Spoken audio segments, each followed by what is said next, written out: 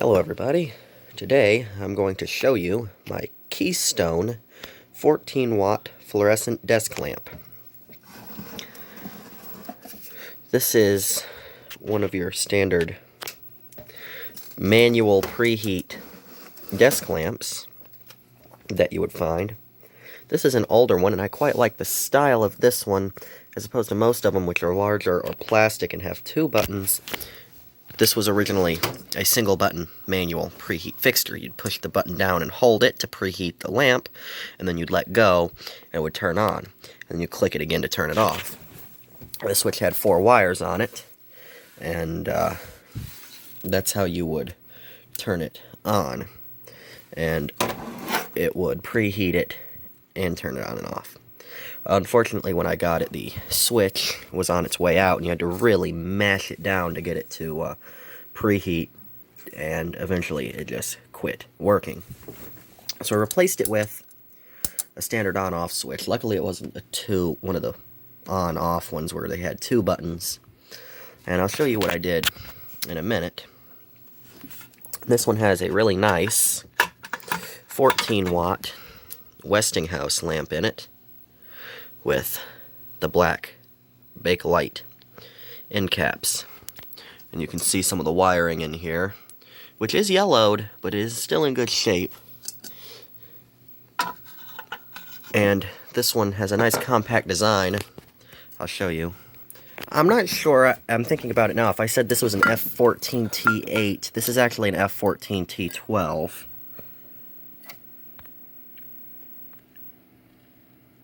Which is also odd, because most of these manual preheat desk lamps take F15T8s, which is one of these guys.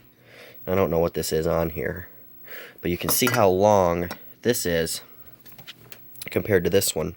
And I really like this, because it fits a lot better on the desk. And what I was saying is, going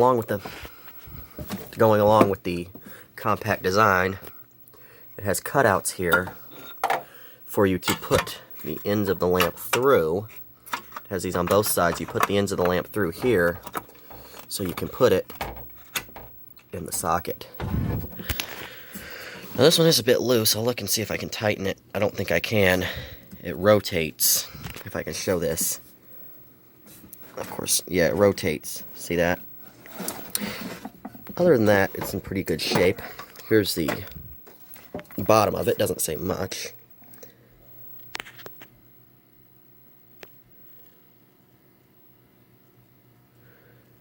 "60 cycle," so that gives you an idea of how old it is. I'll pop the bottom off and show you how I got it wired up. So I'll have to admit, this is a bit sloppy, but it works. Now, I believe this lamp had high hours on it, because when I got it, it had it had one, but it was really bad lamp in it.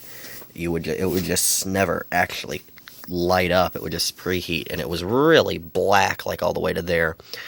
And if you know anything about these manual preheat desk lamps, the bulbs will take forever. It was actually a Sylvania Lifeline bulb that was in it, and also the original Ballast, which I just so happen to have right here, was so incredibly loud you could hear it in the next room. In fact, I might demonstrate that in another video. The loudest damn Ballast I've ever seen, and this is the original Keystone Ballast. So I had another Ballast here. This is just a choke Ballast, and I put it in here. Bolts up the same. They're all the same. And this one's a little bit buzzy, but it's still quiet. Now, I wired the switch up with the 2 power leads, and then the other 2 are right here. And you can't really see it, but they're stuffed up inside of there.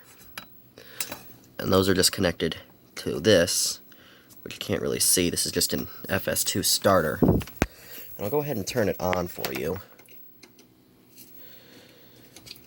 so you can see the starter here. Try to show the contacts in there. I'm going to turn this lamp off.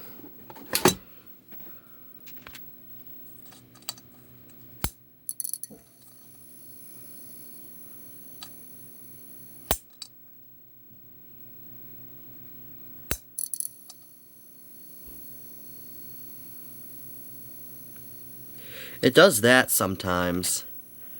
takes this lamp a little bit more time to heat up. But it does eventually come on. There it goes.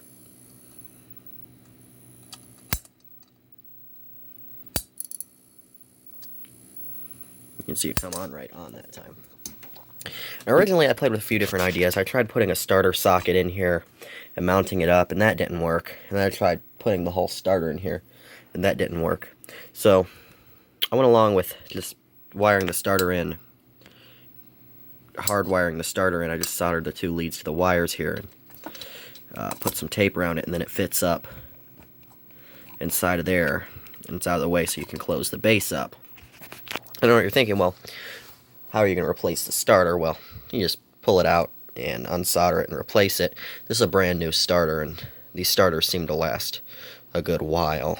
So, yeah, I mean, that should be alright for a while.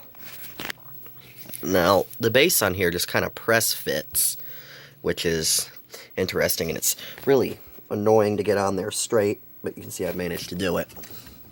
Another thing I'd like to mention, this Westinghouse lamp, an F14T12 apparently is an interesting size lamp to get, and I believe this is the same size that was used in a lot of bathroom fixtures, but those might have also been F15T12s, I'm not sure.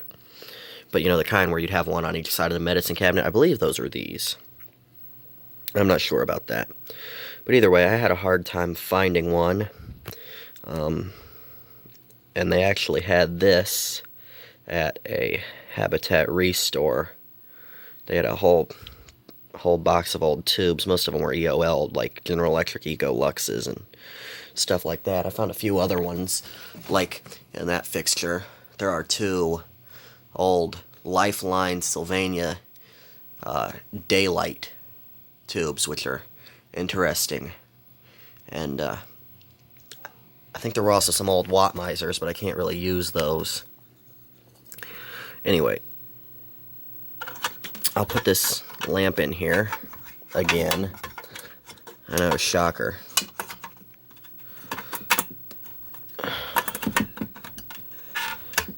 And we'll go ahead and turn the lamp on. Plug it in.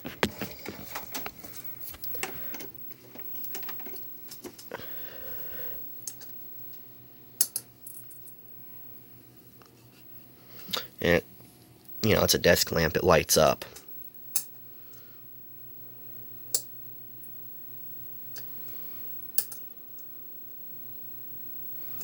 It doesn't sit perfectly flat, which aggravates, but whatever.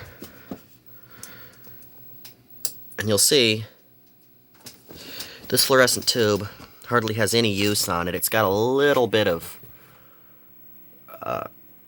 blackening there, but hardly anything.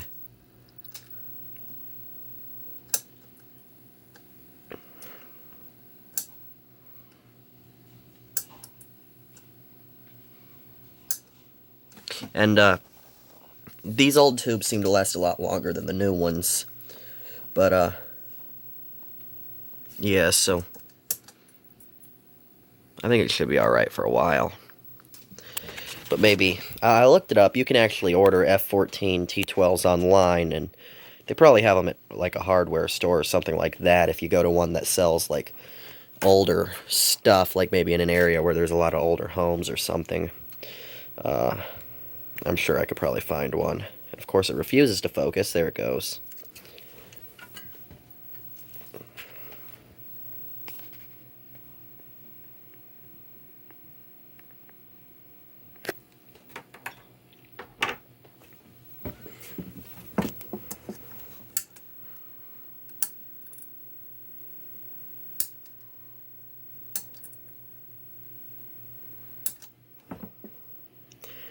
The starter isn't really vocal.